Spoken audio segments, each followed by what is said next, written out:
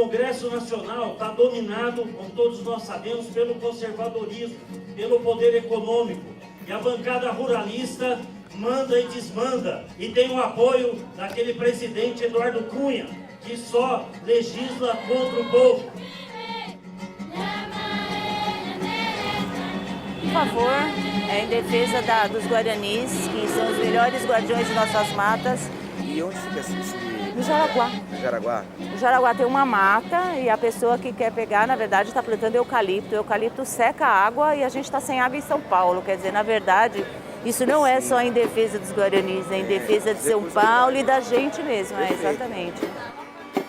Eu agradeço a todos vocês, apoiadores que estão aí nas redes sociais divulgando a nossa luta, de alguma forma fazendo algum tipo de manifestação para nos ajudar. Demarcação das terras indígenas da cidade de São Paulo já. É já que tem que acontecer isso, gente. A terra é Guarani por direito e ela deve ser demarcada imediatamente. Se o Tito Costa quiser se entender com Cardoso, com o governo estadual, federal, que ele acha que tem que receber alguma coisa em troca de um erro que ocorreu anos atrás, ou por alguma grilagem, ou que eu não sei, problema do senhor Tito Costa com o governo. A terra é Guarani e ela tem que ser demarcada.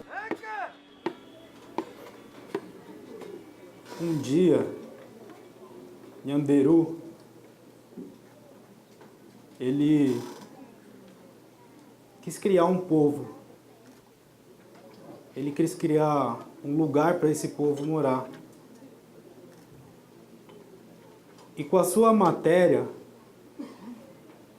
ele criou um lugar.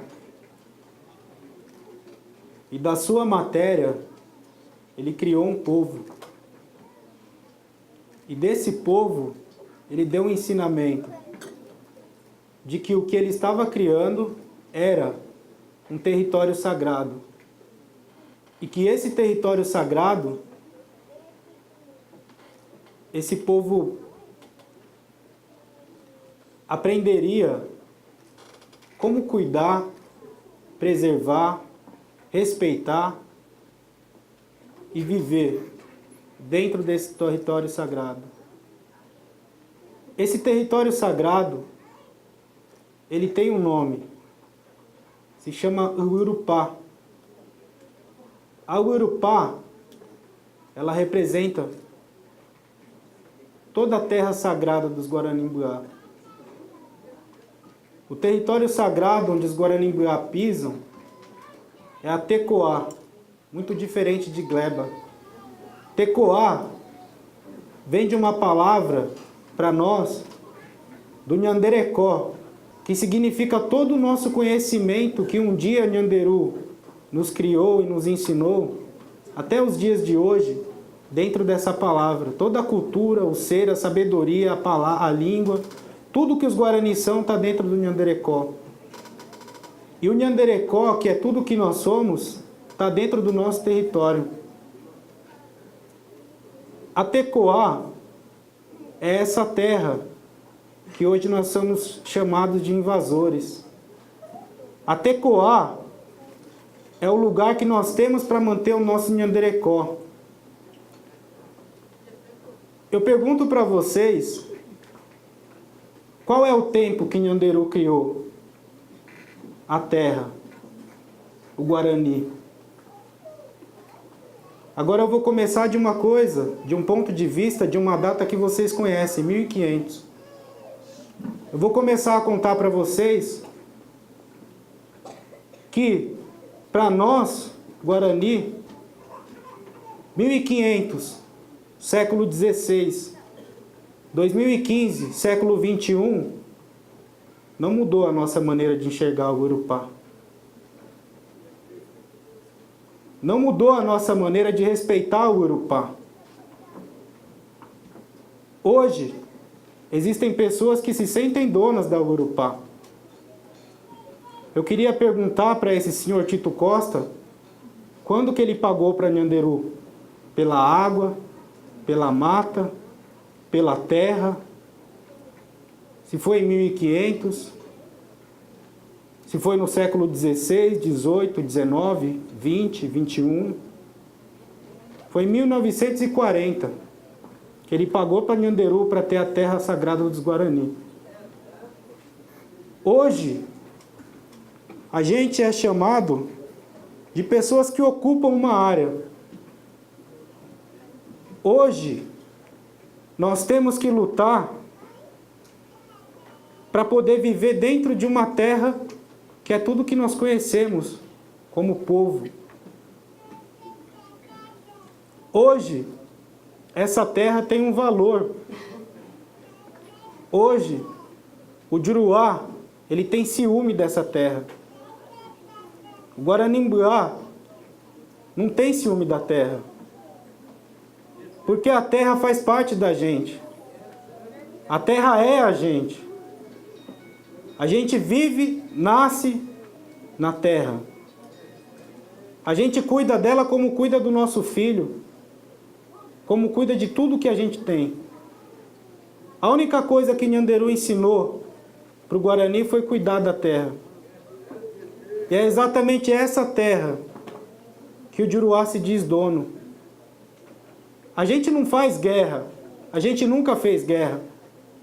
Por isso que o Guarani-Mbuá é o povo que menos tem terra nesse país.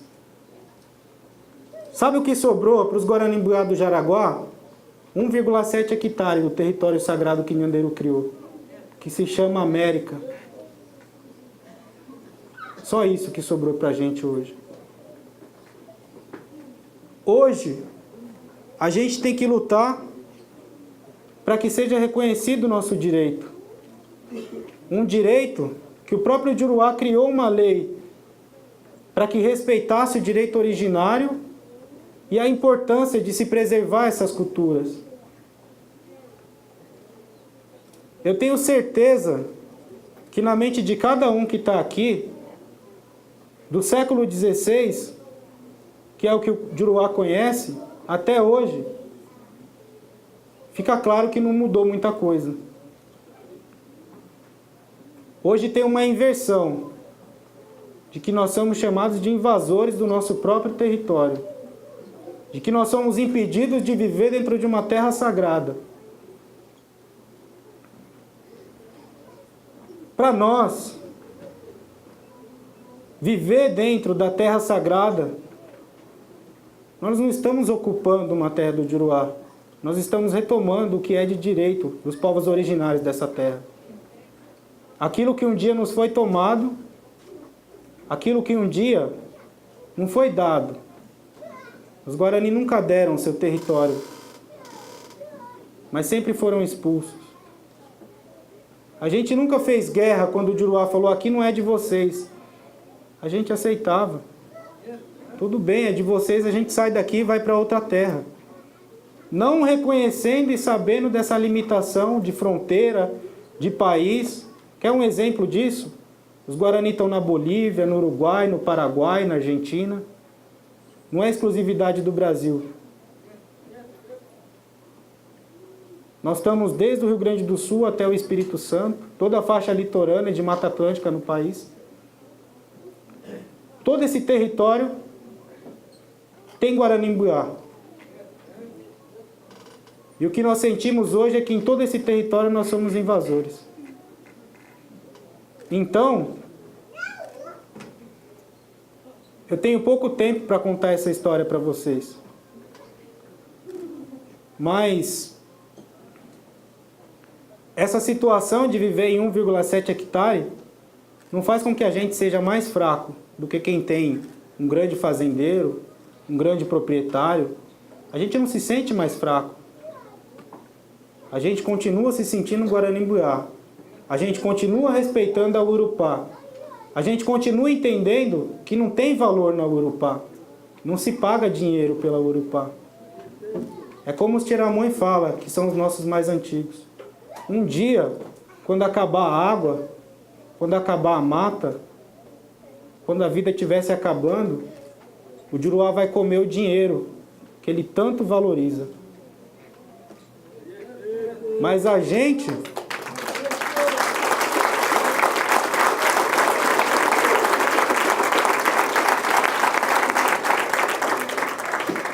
vai continuar numa luta espiritual, como é a nossa luta.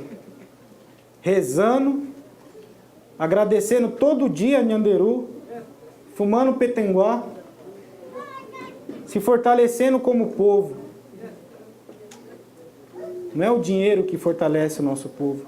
A gente não precisa se tornar uma grande economia mundial. Não é o nosso objetivo. Não é para isso que a gente quer demarcar, para a gente quer o nosso espaço para poder viver. A gente quer continuar tendo a condição de passar para nossas crianças que estão ali, que são meus alunos, o que é a Urupá, como cuidar da Urupá. E enquanto isso, a gente reza bastante para que cada vez mais os Juruá aprendam a preservar o Urupá. Dói ver o quanto que já foi desmatado e o quanto tem sido desmatado.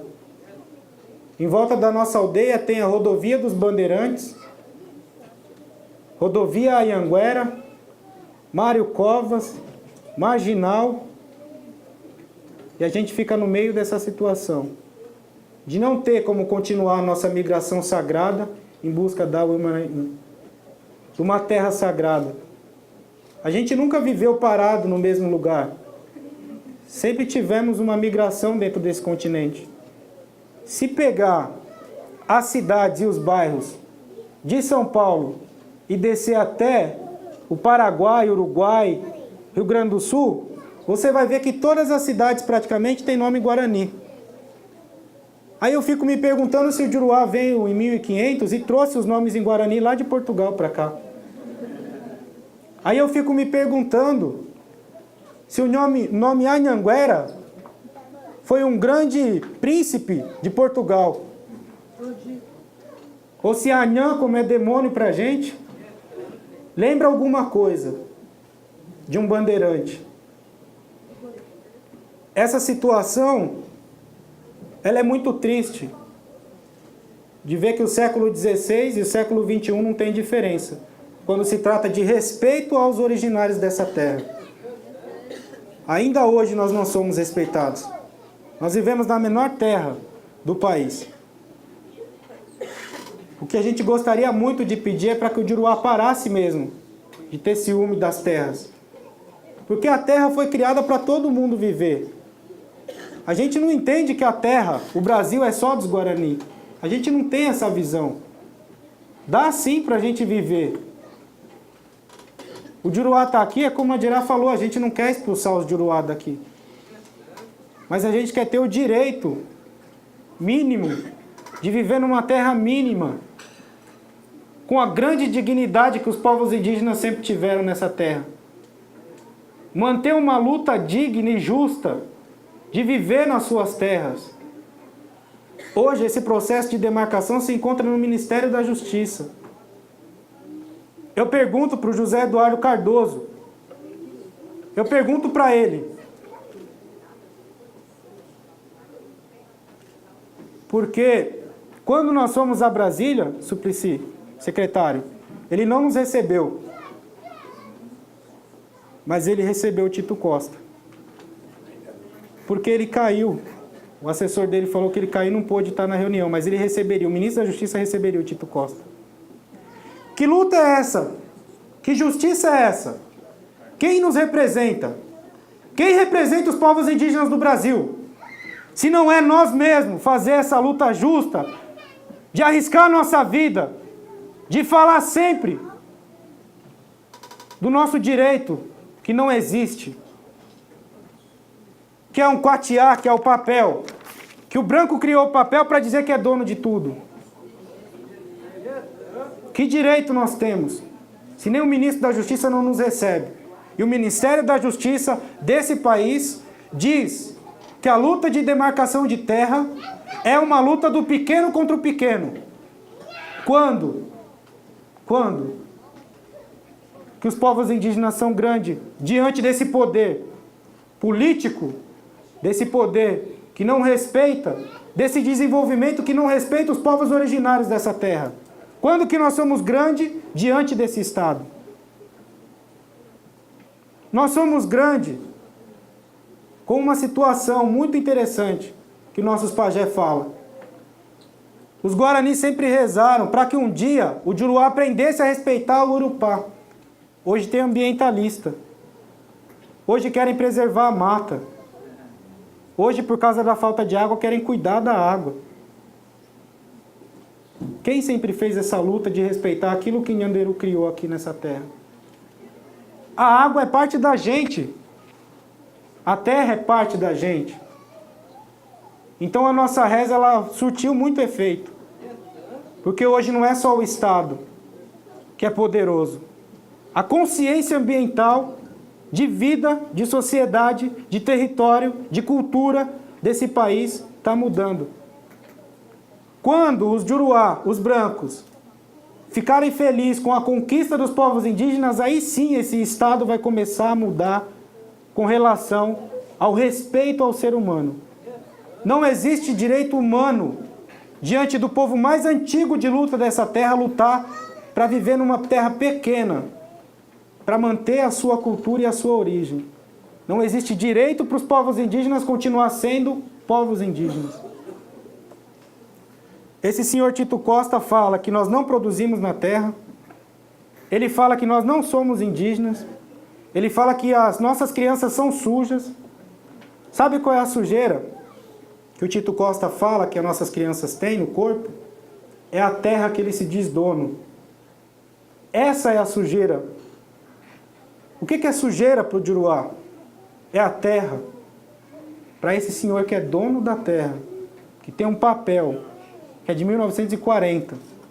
Esse senhor chama a terra de suja. É isso que a gente tem que ouvir. É isso que a gente ouve, que a gente é invasor, que as nossas crianças são sujas e que nós não temos cultura, não somos povos originários e que somos simplesmente pessoas que dançam o dia inteiro e não fazem nada. Esse senhor representou um dia esse país como deputado federal. Ele foi constituinte, ele assinou a Constituição Federal. E, infelizmente, ele não tem um pingo de consideração com a origem desse povo. Ele se acha muito mais antigo, ele se acha muito mais dono de direito, por ter dinheiro. Se a gente tivesse dinheiro, seria tudo diferente. Mas a gente não pensa no dinheiro como forma de sobrevivência. A gente pensa em valorizar e preservar o que a gente sempre soube, muito antes do século XVI. Então, eu tenho falado bastante sobre essa questão de gleba e tecoá. Que a tecoá não é essa gleba. É um lugar de manter a nossa cultura, é um lugar sagrado. É um lugar que todas as crianças vivem se sentindo parte daquela terra. Então, lá no Jaraguá, só a palavra Jaraguá já fala por si só. Só o local que esse senhor Tito Costa nasceu já fala por si só. Chapada Guarani. Então, infelizmente, hoje há uma inversão de valores. Os Guaranis são invasores.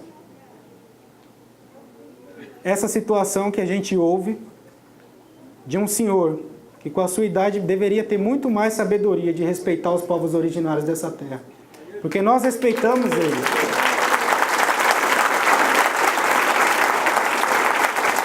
Eu sou jovem, eu tenho 27 anos. Mas a coisa mais importante para a nossa cultura são os senhores mais antigos. E sabe quem é o dono da terra? São aquelas crianças que estão ali. As crianças são a dona da terra. Eu vou parar por aqui, porque a nossa luta continua. O Guarani não vai parar. A gente vai continuar lutando para que a gente tenha um pedacinho de terra para nossas crianças poderem viver. Para que um dia a gente possa rezar, para que a gente possa dormir, plantar tranquilo, sem ameaça. E para que um dia também esse Estado respeite a originalidade dos povos indígenas. Porque, como eu falei, hoje a gente não é recebido pelo ministro da Justiça, mas o Tito Costa sim. Talvez nós não estamos no nível de conversar com o ministro da Justiça, porque talvez nós não temos a sabedoria do quatiá do papel. Mas tem uma história de antes de 1500 que seria importante ele conhecer porque ele não conhece. E faz parte do lugar que ele vive. Areté, muito obrigado.